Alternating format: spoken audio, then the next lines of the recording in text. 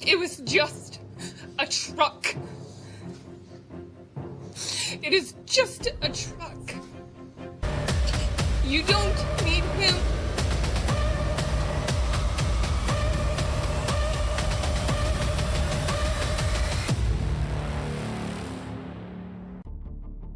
Geraldine and Patrick Kriegel lived in Kildare, Ireland. Patrick was a business and French teacher at the Dublin Institute of Technology, while Geraldine held a senior executive role in the legal department of a state-run organization. Despite their successful careers and financial stability, the couple yearned to start a family. After 20 years of marriage and unsuccessful attempts to conceive, they decided to pursue adoption, fully aware of the lengthy and complex process in their country. Nevertheless, they remained optimistic. In 2006, their patience paid off when they received news from Russian authorities about a 2-year-old girl available for adoption. Anastasia Kriegel, born in February 2004, was placed in an orphanage shortly after birth due to her biological mother's inability to care for her. The Kriegel family finalized her adoption on August 10, 2006, naming her Anna, while also honoring her original name. They filled Anna's life with love, providing her with enriching experiences like ice skating, skiing, and family vacations. Despite their care and affection, Anna encountered challenges stemming from her early life struggles, especially in education. With difficulties in English, her mother's support was crucial, and her time in the orphanage made it hard to socialize with peers. During a standard health checkup, doctors discovered a tumor in Anna's right ear, leading to a 5.5-hour surgery that resulted in hearing loss in that ear and partial vision loss in one eye. These impairments impacted her academic performance, prompting her family to seek specialized counseling. Additionally, Anna faced bullying at school after her adoption status was disclosed, causing her to feel isolated and lonely. Seeking solace online, Anna created social media accounts and a YouTube channel. While these platforms connected her with new people, they also exposed her to cyberbullying. Anonymous individuals behind fake accounts targeted her with hurtful comments, damaging her self-esteem and fueling her disillusionment. When Anna confided in her mother, Geraldine intervened, advising her daughter to limit her online presence. Geraldine also approached the school principal to address the bullying problem, leading to increased monitoring of Anna's social media profiles by her peers. One evening, 4 young individuals confronted Anna during a walk, subjecting her to their usual taunts and harassment, with one even physically assaulting her. Distraught, Anna turned to her parents for comfort and recounted the distressing incident. Taking immediate action, Geraldine and Patrick reported the incident to the authorities. However, the 4 boys only received a warning, escaping any further consequences, leaving Anna and her family disheartened by the insufficient response. After recent events unfolded, Anna's family made the decision to personally escort her to school and attend her classes with her every day. Anna, feeling desperate for attention and wanting to express her inner turmoil, resorted to creating multiple fake accounts and leaving hostile comments on her own photos. She hoped that by doing this, her peers would realize the seriousness of her situation and establish closer connections with her. Concerned that their daughter might turn to harmful coping mechanisms, the family sought assistance from a specialized organization that focuses on guiding youth. Upon learning about Anna's story, the organization recognized the severity of her issues and organized a therapy program for her. Even though she attended weekly sessions, Anna continued to feel isolated at school and struggled to interact effectively with her peers. Thanks to her family's dedicated efforts, Anna eventually managed to form a small group of friends and engage in social activities like sleepovers. On May 14, 2018, the day started like any other for the Kriegel family. Geraldine traveled to Dublin for work, while Anna had a scheduled appointment with a psychologist later in the day. Patrick, enjoying his retirement at home, was in the garden when he heard the doorbell and saw Anna accompanied by a companion. After changing out of her school uniform, Anna informed her father about her anticipated return and left with her friend for St. Catherine's Park. Initially, Patrick wasn't concerned as the park was nearby, and Anna appeared to be doing well. However, upon Geraldine's return from work that evening, she noticed Anna's absence. Patrick informed her that Anna had gone to the park with a male acquaintance. Given Anna's past interactions with her peers, this seemed unusual, prompting her mother to message Anna, urging her to come home. With no response from Anna, who usually replied promptly, Geraldine became alarmed and threatened to involve the police. The couple drove through various streets towards the park, trying to contact Anna's schoolmates. With limited information about the boy Anna had been last seen with, the friends they reached out to couldn't provide substantial leads. 4 hours after Anna left home, her family reported her disappearance to the authorities, detailing recent events and describing the companion she was with. The police identified the boy, but opted not to reveal his identity due to his age, questioning him regarding Anna's disappearance. During the interrogation, the boy mentioned that he and Anna had walked in the park and parted ways around 5:40 p.m., unaware of Anna's subsequent movements. Following his statement, the police launched a formal search for Ana Kriegel, scanning the area and reviewing surveillance footage. During the operation, footage surfaced showing Anna with Boy 1 leaving the park through a different route at 5:14 p.m. Shortly after leaving the park, Anna disappeared without a trace, prompting a renewed focus on Boy 1. Boy 1 then revealed that he had communicated with another friend that night, claiming Anna had feelings for this friend, whom we will refer to as Boy 2 to protect identities. Boy 1 relayed Anna's emotions to Boy 2 and attempted to arrange a meeting. Subsequently, both Boy 1 and Boy 2 were held for questioning regarding Anna's disappearance. Boy 2's account differed, stating he was surprised by Anna's presence, which Boy 1 had orchestrated, unaware of her feelings. Denying any reciprocated feelings, he recalled feeling annoyed and leaving. On his way home, he alleged being attacked by 2 unknown individuals, retaliating by striking one, prompting them to flee. With injuries on his arm and leg, Boy 2 suspected these individuals might be tied to Anna's abduction.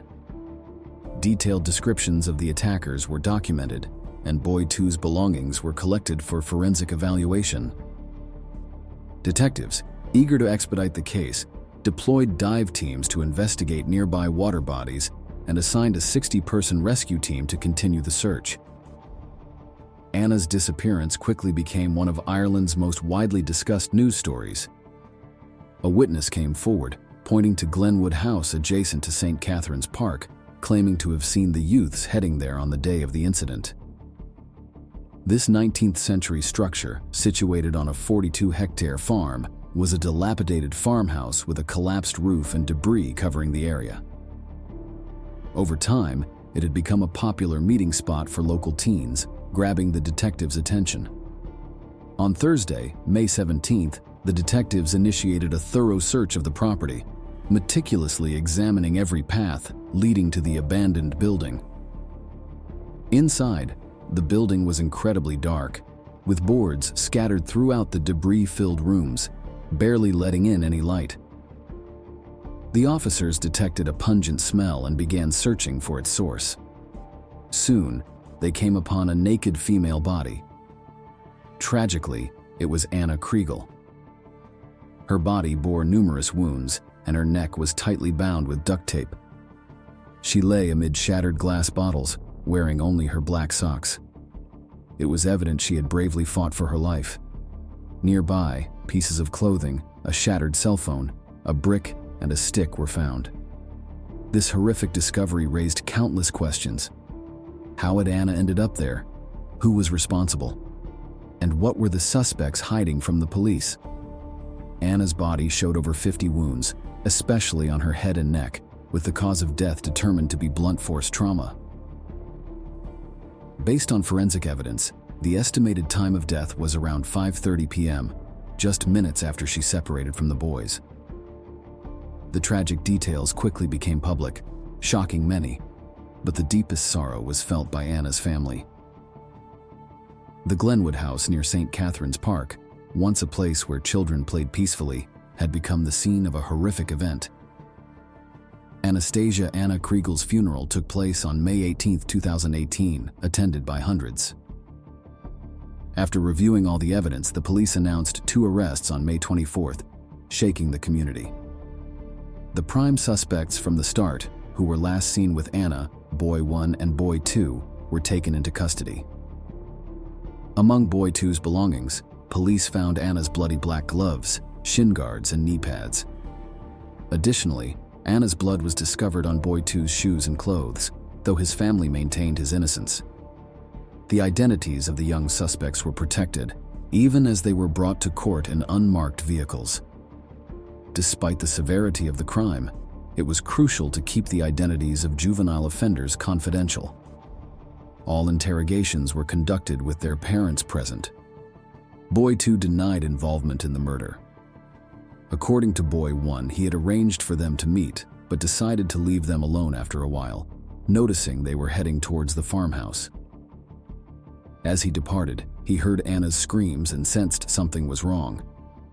Returning, he found Boy 2 attacking Anna, who threatened him with a stick, forcing him to leave the scene.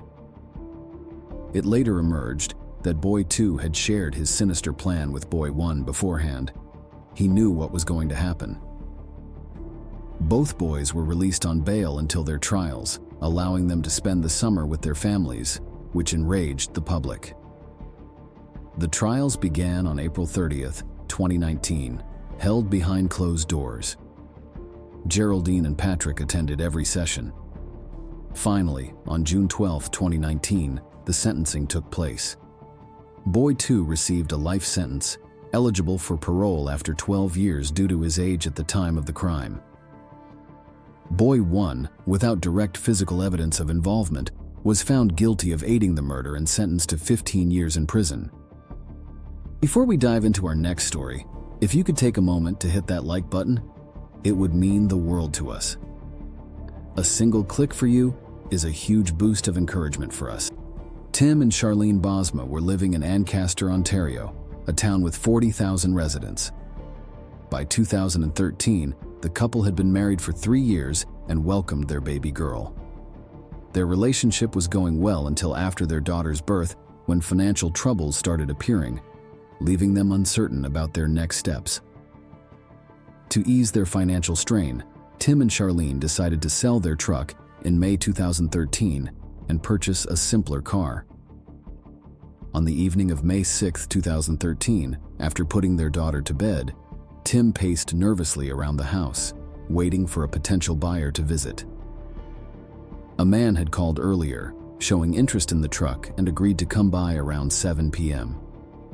However, as 9 p.m. approached and the sky darkened, Tim became more uneasy. He shared his concerns with Charlene, contemplating whether he should go with the buyers or simply hand them the keys. Charlene advised against trusting the buyers, warning that they might try to steal the truck.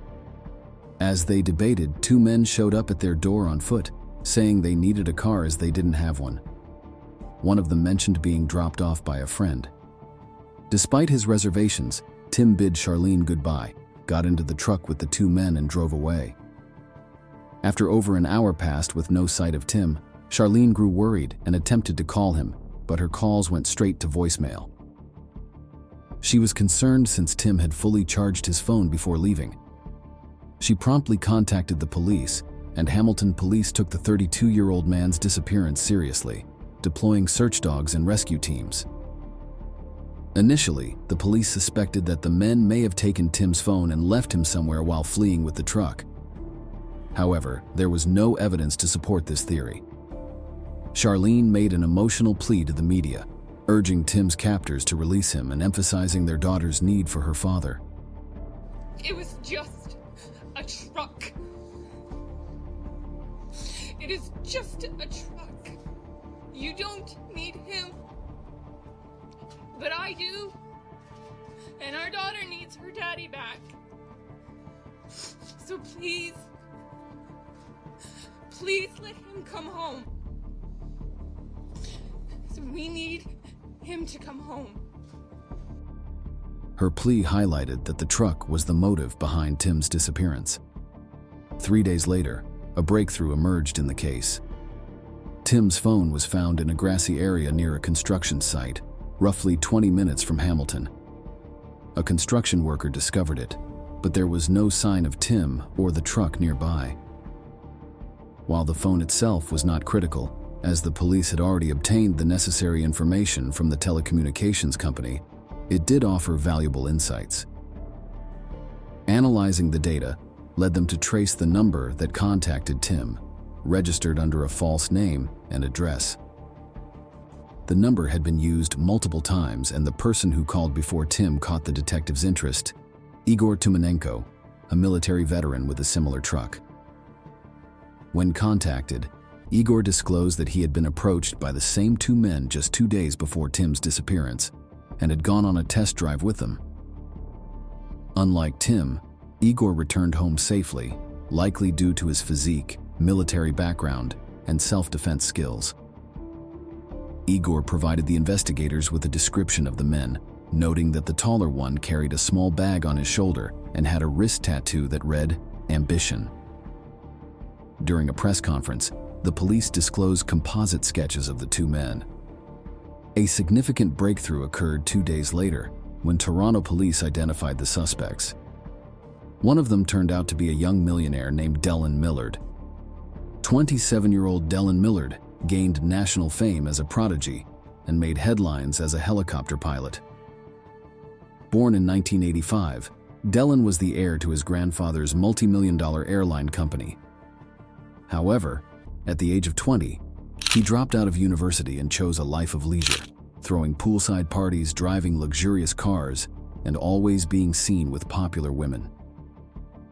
Following his father's unexpected death, Dellen inherited the family fortune, estimated at around $20 million. Police began monitoring Dellen and discovered his close association with Mark Smick, who owned a truck identical to Tim's. Unlike Dellen, Mark didn't come from a wealthy family. He made a living selling illegal substances, and the police compiled a lengthy list of his offenses. Surveillance footage showed Dellen driving Tim's truck while Mark was seen driving his vehicle. To avoid detection, they swapped Tim's truck license plate with Mark's to secure the vehicle they wanted. Next, they needed to dispose of its owner, Tim Bosma, and headed to the Millard Air hangar late at night. Upon entering the hangar, Dellen sent a message to the Millard Air employees, instructing them to stay away. Obediently, they complied, but one employee spotted the truck mentioned in the news and took a photo. Anonymously, he tipped off the police, requesting them to investigate. The photo confirmed it was the same truck, but by Friday, the truck was already gone.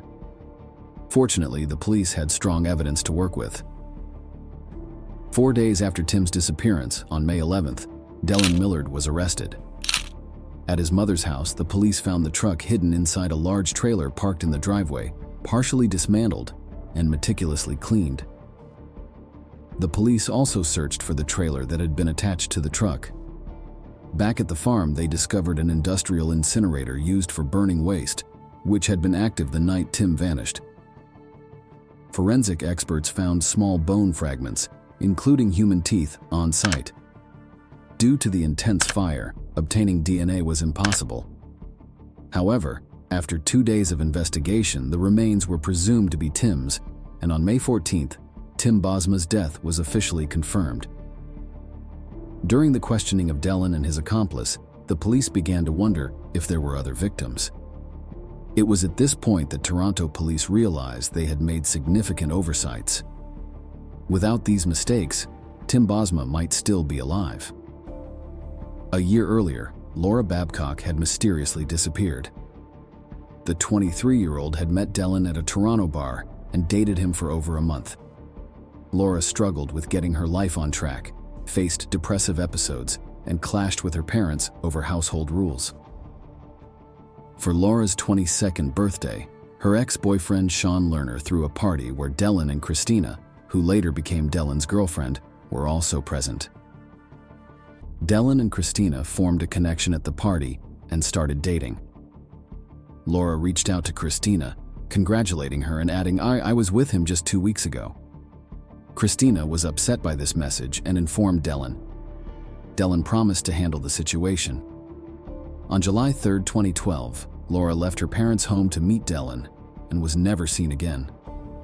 Laura's family and ex-boyfriend reported her disappearance to the police, but the authorities dismissed it, citing her mental state, and declined to pursue the case. Refusing to let the matter rest, Laura's ex-boyfriend, Sean, took it upon himself to investigate further. He retrieved Laura's last call logs and traced them back to Dylan Millard. Sean reached out to Dylan, who initially ignored his calls. Eventually, Dylan agreed to meet and discuss the situation. He claimed that Laura had asked him for illegal substances, which he refused to provide, and stated that he didn't want to see her again. Sean didn't buy this story and promptly relayed all the information he had gathered to the police, insisting that Dylan Millard was a suspect in Laura's disappearance. Once again, the detectives dismissed his concerns. After Tim's murder came to light, Sean contacted the Hamilton police and recounted the events of the previous year. This time, the Hamilton police pursued his lead. During a search of Mark's house, they discovered Laura's iPad and a sports bag labeled with her name and address. The crucial evidence was found on the iPad, where they located a video of Mark confessing to raping Laura and burning her body. Toronto police also seized Laura's phone. In addition to investigating Laura's murder, the police had previously overlooked the death of Wayne Millard, Dylan's father. Following conversations with family members and colleagues, they learned that Wayne had argued with Dylan over his extravagant lifestyle and had threatened to cut off his funds. Dylan was spending money recklessly and barely spent any time with his family.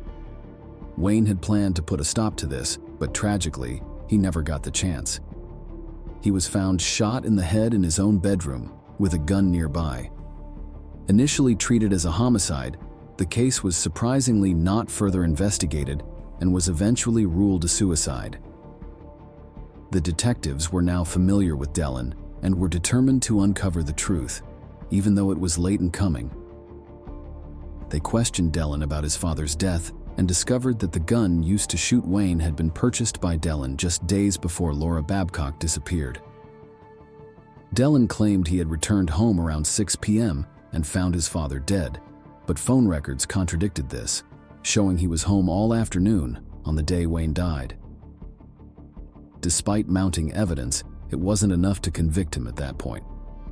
From prison, Dylan sent over 60 letters to his girlfriend, Christina, instructing her on what to say in her statements.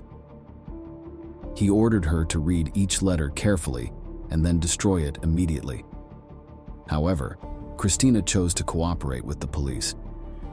Christina Naudga pleaded guilty to obstructing justice in Tim's murder case and received a 3-month prison sentence. Dylan and Mark blamed each other while confessing to the murders, but in these cases, it didn't matter who had pulled the trigger. Both were found guilty of the murders of Tim and Laura and were sentenced to life imprisonment with the possibility of parole after 25 years. Additionally, Dylan received a similar sentence for his father's murder. The judge ruled that the sentences should be served consecutively. To be eligible for parole, Dylan would need to spend 75 years behind bars, marking the longest sentence ever handed down in the state. Before we conclude this video, please be aware that the video on the left may be disturbing. It is recommended for adult viewing only. On the right, you'll find a playlist of videos that have been highly appreciated by our viewers.